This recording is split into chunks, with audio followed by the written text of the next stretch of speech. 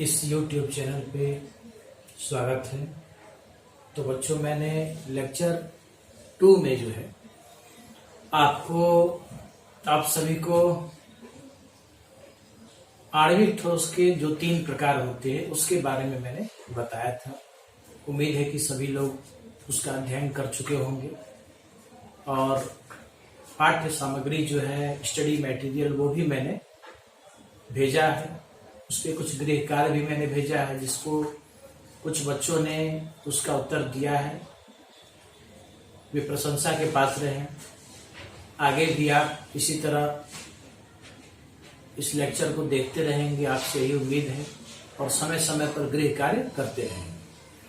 तो बच्चों, जो दूसरे प्रकार का ठोस है उसको हम आयनिक ठोस कहते हैं। आणविक ठोस का जो दूसरा प्रकार है इसको आयनिक सॉलिड कहते हैं। लेक्चर 2 में अंत में एक लाइन जो है आणविक ठोस में, जिसमें मैं हाइड्रोजन बॉन्डेड मॉलिक्यूलर सॉलिड की चर्चा कर रहा था, उसमें एक लाइन कट गया था कि सामान्य ताप और दाब पर जो हाइड्रोजन बॉन्डेड मॉलिक्यूलर सॉलिड होते हैं वो वाष्पशील द्रव होते हैं, ठोस अवस्था में भी वो पाए जाते हैं। तो आयनिक ठोस जो है ये दूसरा प्रकार है। ये कैसे बनता है, कौन सा अंतराणविक बल इसमें पाया जाता है, इसके बारे में मैं आज आपको बताऊं। तो नाम से स्पष्ट है, आयनिक सॉलिड मतलब कि इन क्रिस्टल में, या ये क्रिस्टल जो है आयनों से मिलकर बने होते हैं। और आयन आप सभी जानते हैं 2 प्रकार के होते हैं, धनायन और ऋणायन। क्लास 11th में आप सभी जो है आयनिक यौगिकों के बनने के बारे में पढ़े हैं, कैसे आयनिक यौगिक बनते हैं। तो they are formed by the transference of 1 और मोर इलेक्ट्रॉन। ये 2 परमाणुओं के बीच, जिसमें एक धातु होता है, एक अधातु होता है। धातु अपने बाहरी कक्षा से इलेक्ट्रॉन को त्यागता है और अधातु एक इलेक्ट्रॉन को ग्रहण करता है, जिससे धातु पर धनायन उत्पन्न हो जाता है और अधातु पर ऋणायन उत्पन्न हो जाता है। As for example sodium chloride, sodium loses its valence electron, 1 valence electron. In this way it acquires single positive charge, and chlorine accept this electron and it acquires single negative charge. Sodium बाहरी कक्षा से एक electron को त्याग कर धनायन बना लेता है, तथा क्लोरीन एक इलेक्ट्रॉन ग्रहण करके ऋणायन बना लेता है। तो इस प्रकार के जो ठोस होते हैं वे धनायन ऋणायन से मिलकर बने होते हैं। और आधुनिक मत कहता है कि धनायन ऋणायन इनके ठोस अवस्था में भी पाए जाते हैं। तो अब ये धनायन ऋणायन, चूंकि ये strong electrostatic force of attraction, जिसको हम स्थिर वैद्युत आकर्षण बल भी कह सकते हैं, उसके द्वारा जुड़े होते हैं। इस वजह से they have high melting point and boiling point. इनका गलनांक और क्वथनांक सर्वाधिक होता है, बहुत अधिक होता है, उच्च होता है। दूसरी बात कि ये their crystalline lattice, these ions are arranged in a definite geometric form. मतलब अपने क्रिस्टल जालक में ये आयन एक निश्चित ज्यामितीय आकृति में व्यवस्थित होते हैं, मतलब एक निश्चित शेप होता है। ये ठोस, भंगुर अवस्था में होते हैं तथा विद्युतीय उदासीन होते हैं।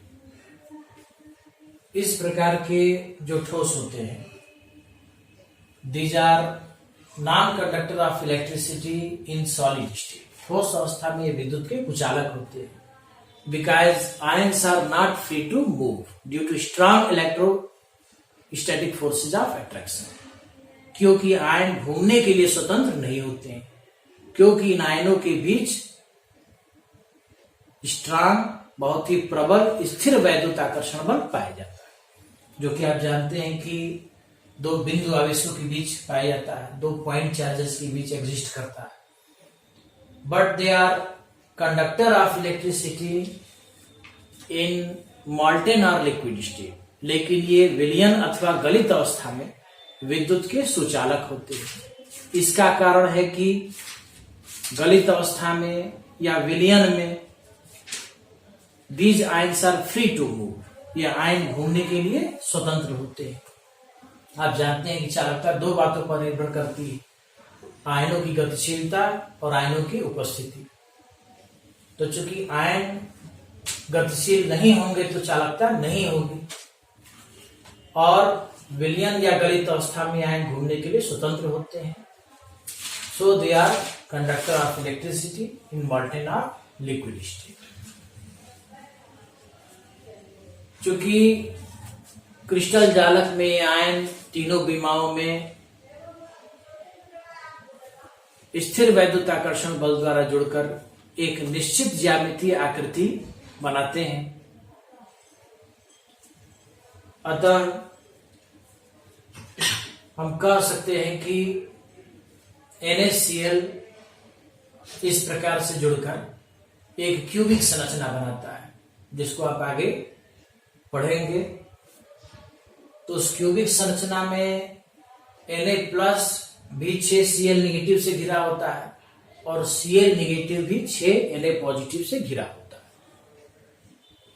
जो फिगर से स्पष्ट हो जाएगा जब आप लेक्चर देखेंगे। इसमें आप देख रहे हैं मैंने फिगर बनाया है। तो एक टर्म आता है उप सहसंयोजन संख्या। उप सहसंयोजन संख्या का मतलब the number of nearest neighbours of A particle is called coordination number. Coordination number माने उप सहसंयोजन संख्या, मतलब किसी क्रिस्टल जालक में कोई आयन अपने चारों तरफ कितने आयन से घिरा हुआ है। वही सीजियम क्लोराइड की संरचना का अगर हम अध्ययन करें तो उसका अंतः केंद्रित क्यूबिक संरचना होती है, जिसमें उसकी उप सहसंयोजन संख्या 8 होती है। मतलब Cs+ 8 Cl नेगेटिव से घिरा होता है और Cl नेगेटिव 8 सीजियम या Cs+ आयन से घिरा होता है। तो ये हो गया आयनिक ठोस के बारे में। तीसरे प्रकार का जो ठोस है आर नेटवर्क सॉलिड, कोवेलेंट सहसंयोजक अथवा नेटवर्क ठोस। ये हो गया आपका। तो नाम से स्पष्ट है कोवेलेंट सहसंयोजक, मतलब इस प्रकार के जो ठोस होते हैं वो उदासीन परमाणुओं से मिलकर बने होते हैं। They are formed by neutral atoms, जिनके बीच दिशात्मक सहसंयोजक बंध पाया जाता है। कोवेलेंट बॉन्ड चूंकि डायरेक्शनल होता है, इस वजह से इनकी एक निश्चित आकृति होती है इन ठोस पदार्थों की। And since these atoms and covalent bonds are extend in entire mass, चूंकि यह सहसंयोजक बंध अधिक मात्रा में होता है और ठोस के संपूर्ण द्रव्यमान में फैला रहता है, hence they are also called network solid. इसलिए इनको हम नेटवर्क सॉलिड भी कहते हैं या नेटवर्क ठोस भी कहते हैं। इनको हम ज्यांट मॉलिक्यूल भी कहते हैं, बृहद अणु भी कहते हैं। दूसरी बात की इस प्रकार के जो ठोस है दे आर वेरी हार्ड, वे अत्यधिक कठोर होते हैं, बहुत अधिक कठोर होते हैं।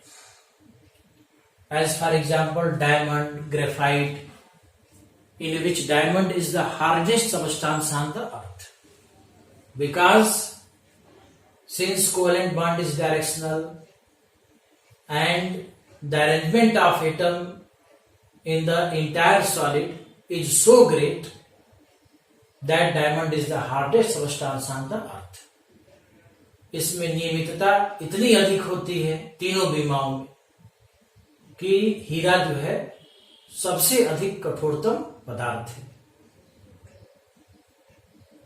दूसरी बात, इस प्रकार के जो ठोस होते हैं वे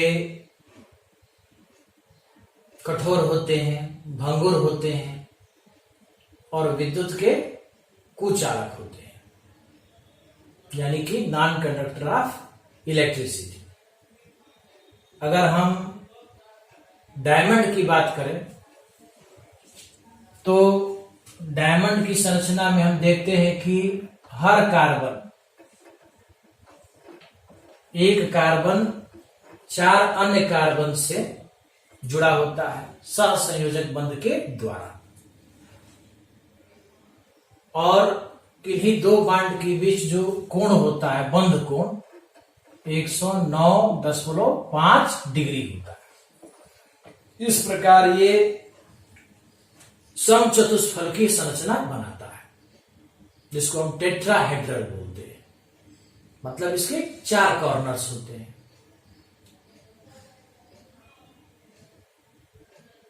इसमें हर कार्बन sp3 संकरित होता है, यानी कि इसमें मुक्त इलेक्ट्रॉन नहीं पाया जाता है। क्योंकि कार्बन के बाहरी कक्षा में 4 इलेक्ट्रॉन होते हैं और ये चारों इलेक्ट्रॉन सहसंयोजक बंध बनाने में लग गए, तो इस प्रकार the ions are not free to move in the crystal lattices, hence diamond is the non conductor of electricity.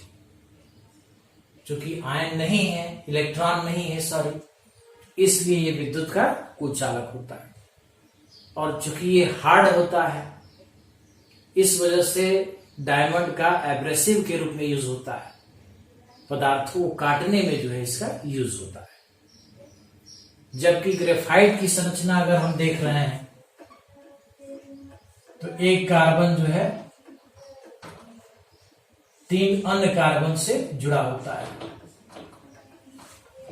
जैसे मैंने पॉइंट करके यहां बनाया है, एक कार्बन आप देख सकते हैं 3 अन्य कार्बन से जुड़ा होता है।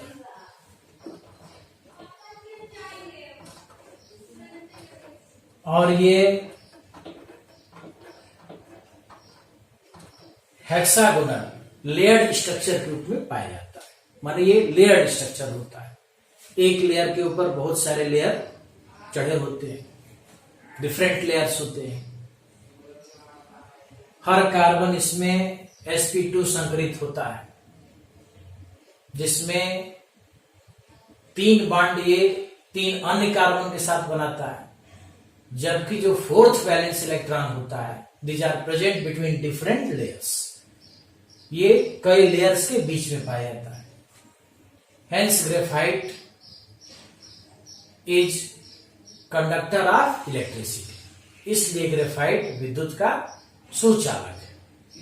दूसरी बात, since layers can slip over each other, जो लेयर्स होते हैं वे एक दूसरे के ऊपर स्लिप कर सकते हैं। इस वजह से ग्रेफाइट को हम स्नेहक के रूप में भी यूज करते हैं। Graphite act as lubricant. कहां यूज करते हैं? तो जो मशीन हाई टेम्परेचर पे रन करते हैं, जहां पे हम लिक्विड लुब्रिकेंट का यूज नहीं कर सकते हैं, क्योंकि लिक्विड वोलेटाइल होता है हाई टेम्परेचर पे। इस वजह से हम ड्राई लुब्रिकेंट ग्रेफाइट का यूज करते हैं उन जगहों पर जो मशीन हाई टेम्परेचर पे रन करते हैं। तो इस प्रकार डायमंड हार्ड होता है, ग्रेफाइट सॉफ्ट होता है। कुछ मुख्य बिंदुएं हैं, उसको नोट कर लीजिए। डायमंड जो है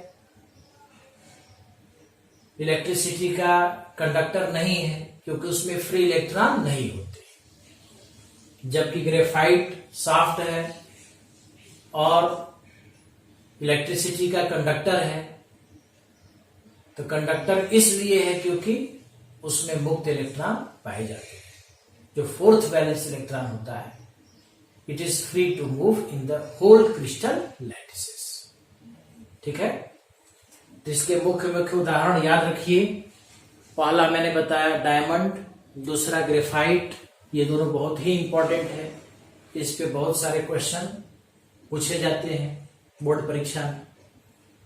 तीसरा एग्जाम्पल है सिलिकॉन कार्बाइड, जिसको हम कार्बोरंडम के नाम से भी जानते हैं। इसको हम सिलिकॉन कार्बाइड कहते हैं। कुछ बोराजोन होते हैं, एल्यूमिनियम नाइट्राइड है। These are the example of covalent और नेटवर्क सॉलिड। ठीक है, आपको उम्मीद है कि समझ में आ गया होगा। अगर आपको कोई दिक्कत होगी तो ऑनलाइन क्लासेस चल रहे हैं। मैं समय के अनुसार, जो समय निर्धारित है विद्यालय का, उसमें मैं उपस्थित रहूंगा।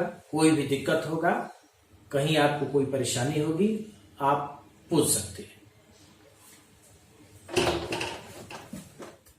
चौथे प्रकार का आणविक ठोस होता है बच्चों, उसको हम धात्विक ठोस भी कहते हैं, या इंग्लिश में उसको मेटालिक सॉलिड भी हम कह सकते हैं। तो मेटालिक सॉलिड्स नाम से ही स्पष्ट है कि मेटल की बात हम कर रहे हैं। तो मेटल जो होते हैं उसमें मेटालिक एटम एक दूसरे से जुड़े होते हैं। तो जिस बांड के द्वारा वे जुड़े होते हैं एक दूसरे से, उसको हम मेटालिक बांड या धात्विक बंध कहते हैं। तो इसमें होता क्या है कि मेटल जो होता है उसके वैलेंस इलेक्ट्रॉन पर चूंकि न्यूक्लियस का अट्रैक्शन या नाभिक का आकर्षण बहुत कम होता है, वो दूर होता है, तो थोड़ी सी ऊर्जा पाकर यह इलेक्ट्रॉन कक्षा से निकल गया, तो मेटल पर या धातु पर धनायन उत्पन्न हो गया, और इलेक्ट्रॉन पर आप जानते हैं कि निगेटिव आवेश होता है। तो इस प्रकार मेटालिक क्रिस्टल में मेटल पर पॉजिटिव या धात्विक आयन होते हैं और इलेक्ट्रॉन उसको चारों तरफ से घेरे रखता है।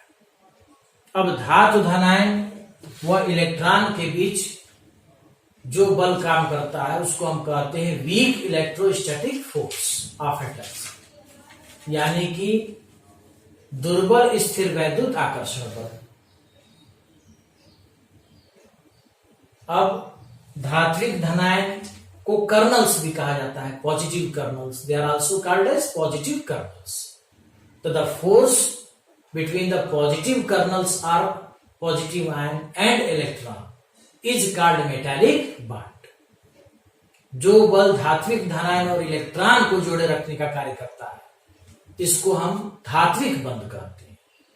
दूसरी बात बच्चों कि चूंकि यह दुर्बल बल होता है, hence electrons are free to move in the crystal lattices.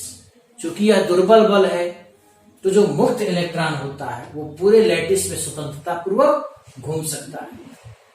यही वजह है कि जब धातु के दो भागों के बीच विभवांतर उत्पन्न होता है तो उसमें विद्युत धारा प्रवाहित होती है। इसका मतलब कि धातु metal are the first category of conductor. Metal को हम प्रथम कोटि का चालक मानते हैं, क्योंकि इसमें ठोस अवस्था में भी चालकता होती है।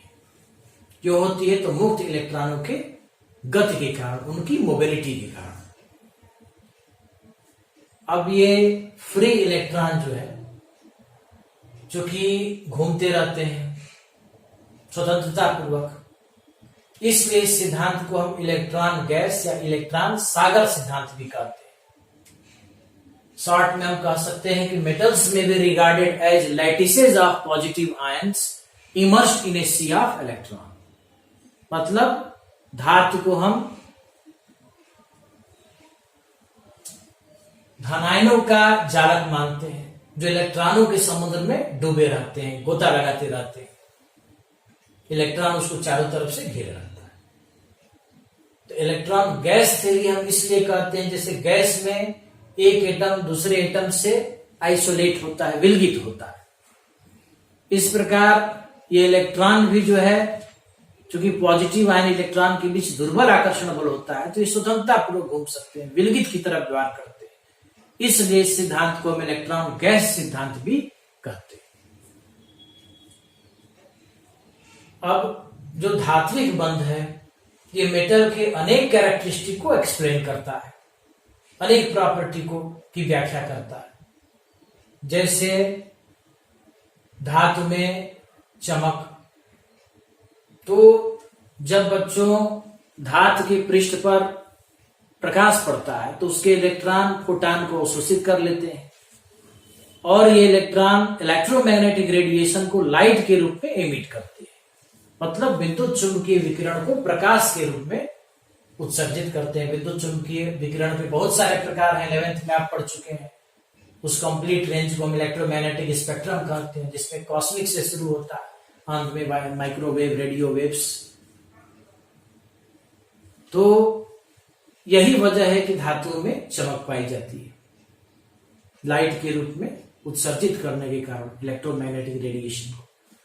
दूसरा, धातुओं में तापीय चालकता। जब हम धातु के किसी एक सिरे को गर्म करते हैं तो उस सिरे का इलेक्ट्रॉन फोटान को अवशोषित कर लेता है, उसकी गतिज ऊर्जा बढ़ जाती है, वो उत्तेजित हो जाता है और वो उसके अगले सिरे पर जाता है जो सिरा ठंडा होता है।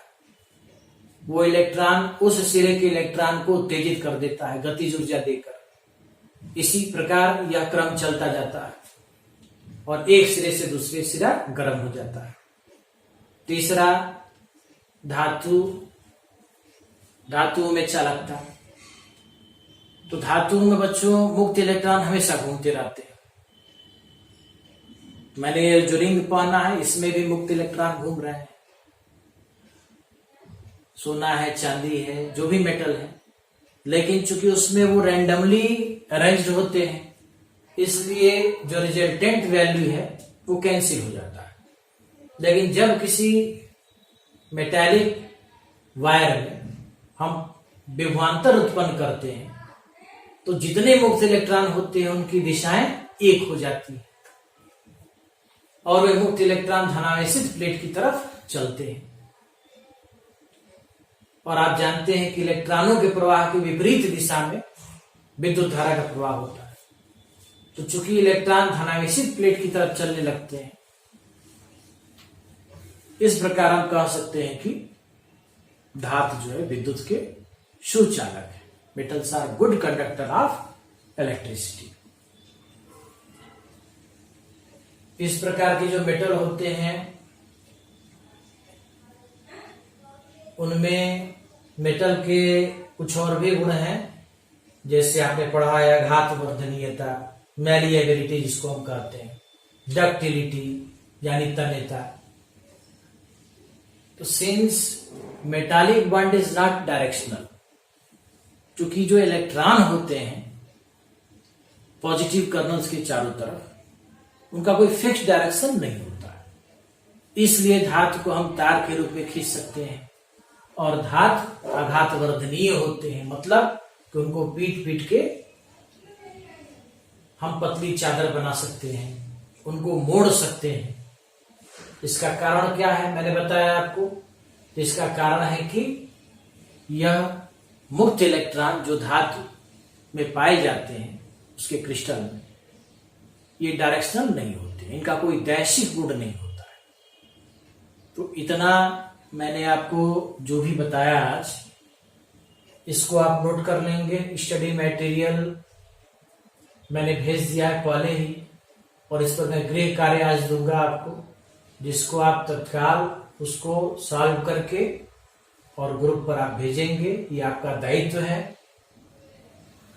इसी के साथ मैं आपसे अनुमति लेता हूं। आज के लिए इतना ही। धन्यवाद।